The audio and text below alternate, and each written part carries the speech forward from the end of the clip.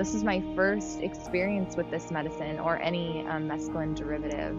And I have to say, when I was reflecting towards the end of the experience, that I couldn't really put my finger on it. What is going on, YouTube? I am here with OG Yoni, aka Abby, aka Patootie. And we're here today to talk to you about the Huachuma, the San Pedro cacti. This cactus is a mescaline-containing cactus, and it's been used throughout history, time and time again. This cactus has a very strong tradition rooting back to Chavin, which dates about 2,000 years ago, if I'm correct. And Chavin was a civilization in the Andes in Peru. This civilization is astonishing anthropologically because there's no signs of warfare. And they search, they excavate the areas, no signs of weapons. And what scholars have discovered is that the Chavin people used Huachuma in mass. They served it to anyone and everyone who came to Chavin. And if there was points of conflict, they would serve these people that were heading off with Chavin. They would serve them Huachuma, and by the end, they would simply join the leaders of Chavin. And so there's a really strong tradition around having an altar, la mesa, the table. And this table represents the center point of the experience. And so we are here to share our experience with you. And we sort of based it around the Chavin tradition. And a couple of years ago, I traveled to Peru, Spirit Quest Sanctuary, to work with Don Howard Lawler. And he is the Huachumero who has recreated the Chavin tradition. And I learned a lot in this aspect of how to build the altar, how to orchestrate the ceremony. And so we sort of based ours around that style. And so the altar looked like this. And we sort of started off the day, early morning. It was 4 of us, and there was a sense of community to it. And we brought it together to celebrate life, to celebrate death, and to explore what it means to be a human being. So preparing the altar is something that is kind of prepared ahead of time.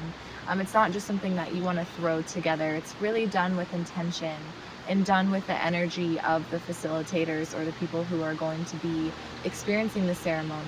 So we chose to make on the table or the mesa a kind of dedication to the masculine and the feminine, with having the left side be feminine, the right side be masculine, to weave in those poles of duality. Like we used our crystals, totems, and we also had a focus on ancestors for this ritual that we did. So mostly focusing on that to bring the ancestors, bring the grandfather spirit, the grandmother spirit to our healing ceremony, to help us heal the generations and also to celebrate the generations of our lineage. And so we had our other participants that were with us add to that ancestor altar, and it was really beautiful to have that there and to have that energy present. And yeah, just weaving our intentions into that space to make it feel really sacred and to create that container before the ceremony starts, so that way it is big enough to hold everything that is going to happen. Yeah, I think that's really powerful because we all have different life experiences and we walk different paths, but we come together as a sense of community at the table, and everybody brings a different point or different sense of living to this table, and we sort of share it together in the experience. But ultimately, moving into what it felt like, and so mescaline is the active compound in the cactus, and it lasts from 12 to 14 hours. So this is a really long experience. It's all-day endeavor, and it's not for the faint of heart.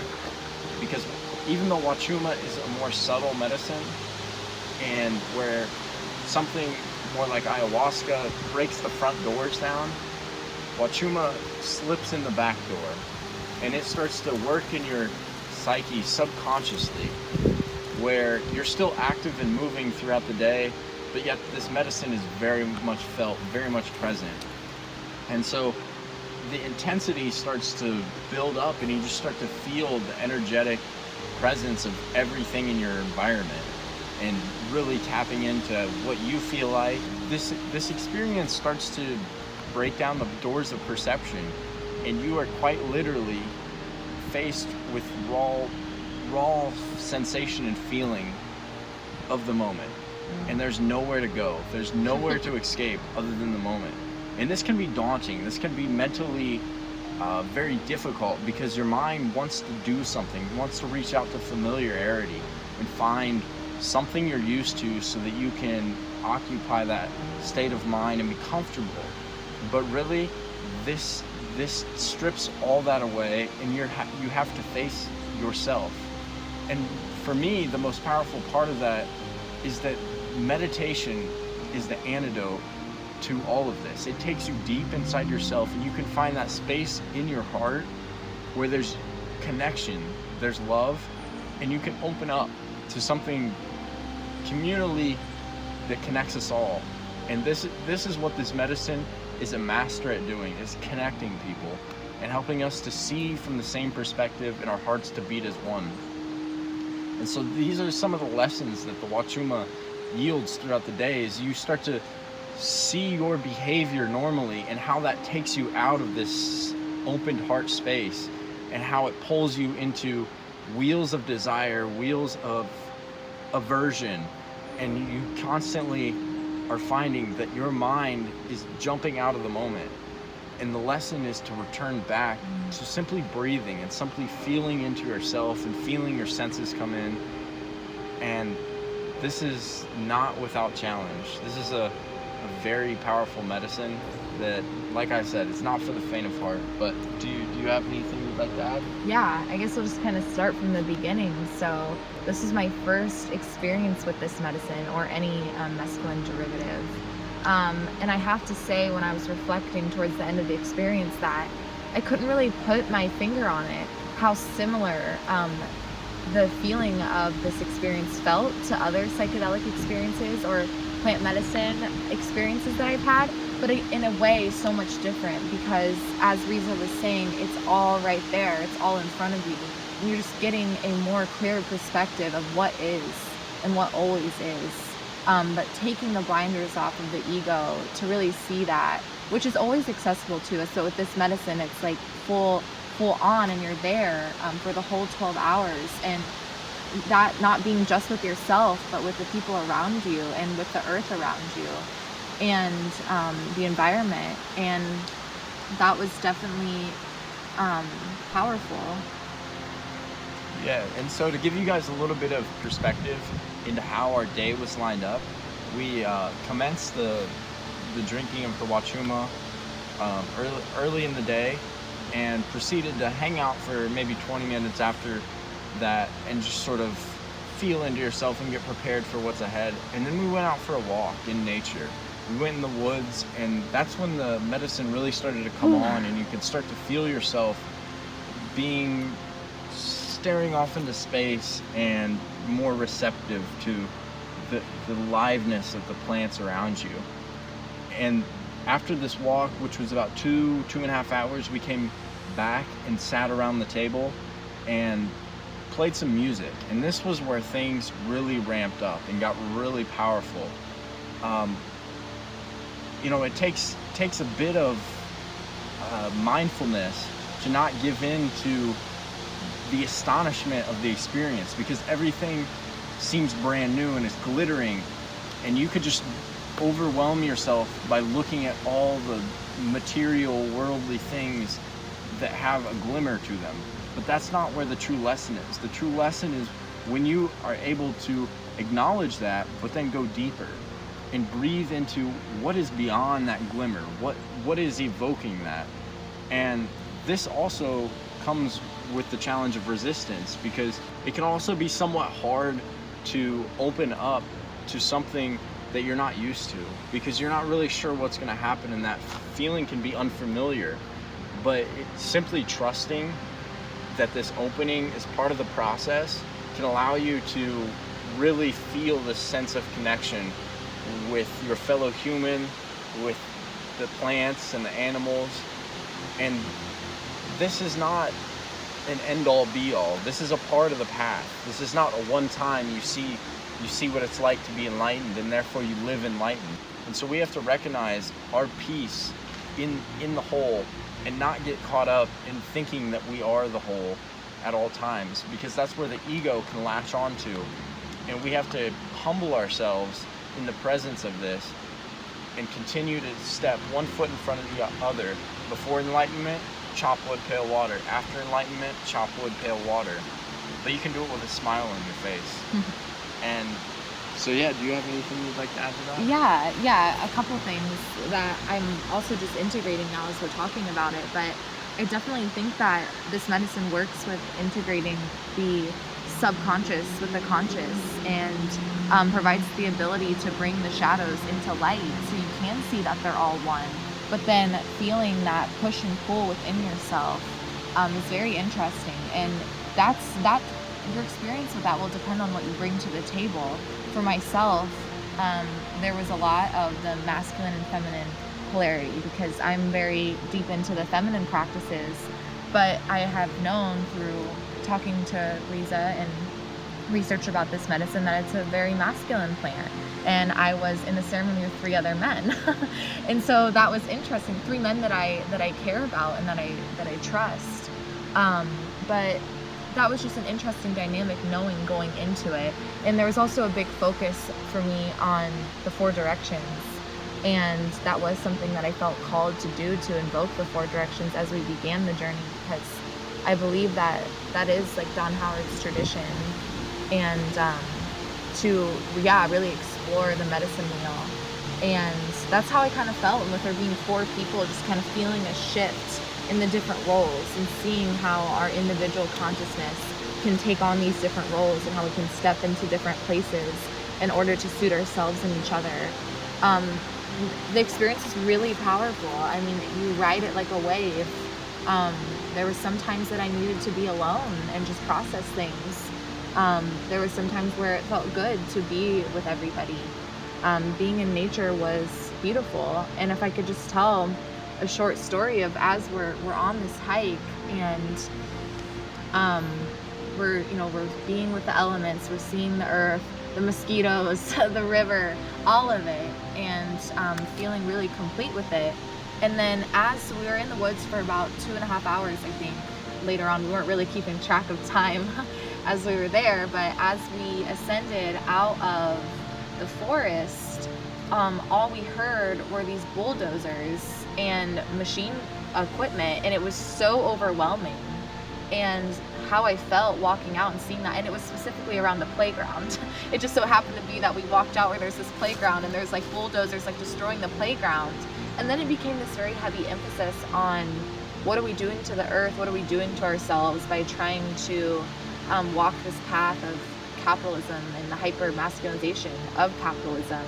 And then after that, it's like the whole walk back was this focus on all around, like the sound of cars and lawnmowers and machines, and just all of it was so overwhelming.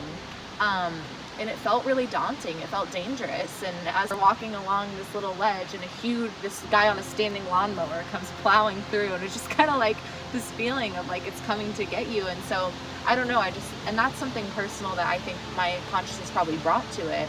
But kind of like destroying the playground kind of felt like destroying like the earth and like our playground, like as God's children, or like as just our God consciousness, like our being. Like the reason that this medicine is so sacred, and the reason Chavin was so sacred, is because it connected us deeply with the earth, and we realized that we are one.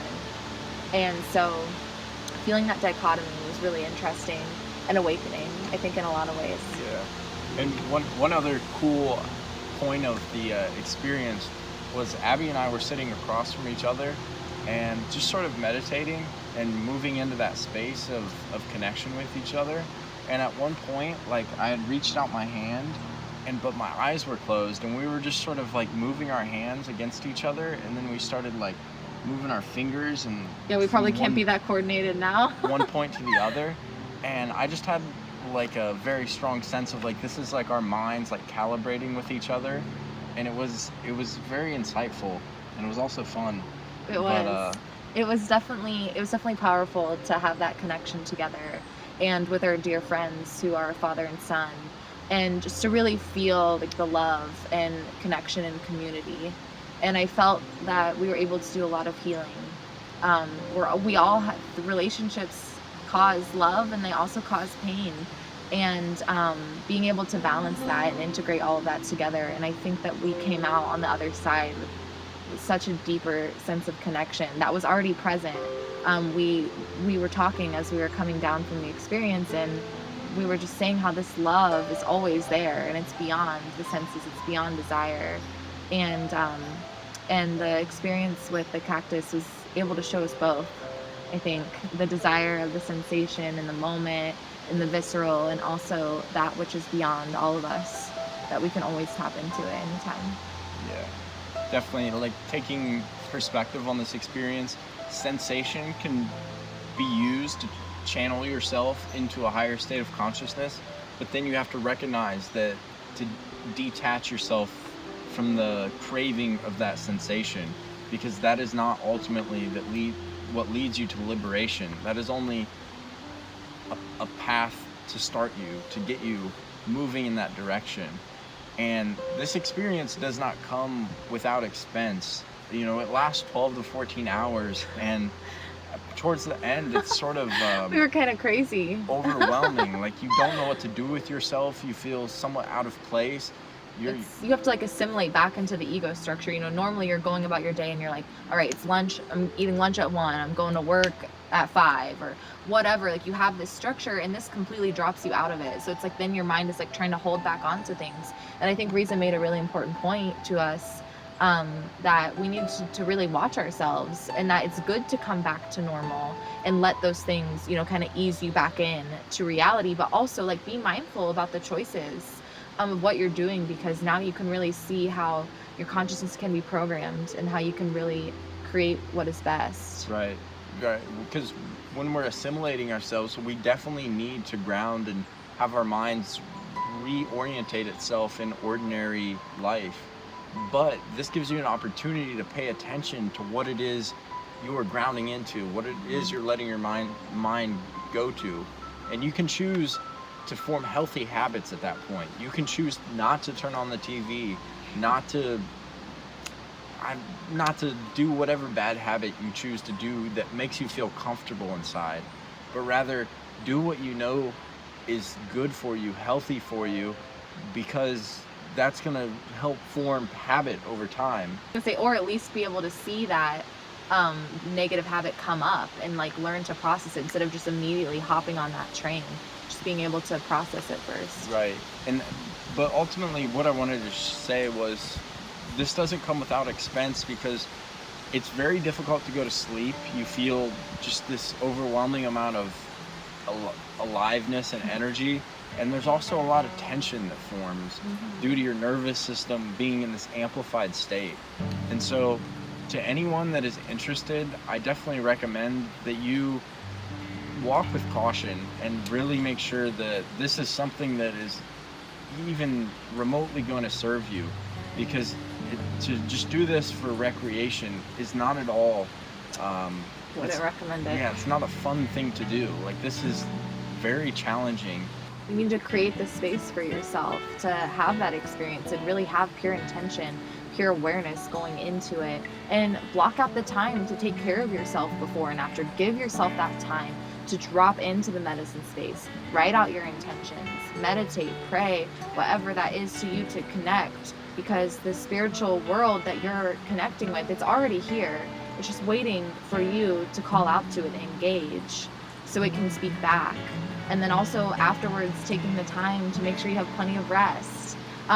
Another thing is that we didn't really eat the day of, except for eating some fruit, which was like amazing. Like, fruit never tasted so good. Bananas and oranges and apples, and yeah, so like make sure that you have like a little micronutrient profile as you're going in, and take care of yourself after. Yeah, definitely. And this opens the door, but ultimately you have to walk through it yourself. And the medicines, no matter what plant medicine or synthetic medicine it is, it's not going to do that for you. You have to figure out how in your life you are able to take those steps for yourself and liberate your mind, because these show you it's possible, but it doesn't do it for you. And so, Hi. Hey, what's up, buddy? We got some unexpected visitors. Oh, hi. Hi, little baby. You're so cute. He's got grass in his mouth. Anyway, thanks for watching, guys. I hope this was valuable, and there will be lots more to come. Anyway, peace. Yo. Did our dog ruin your video? No, No. it was all good. It was cute. I think They it just added- like walked up to us like, hi. do that.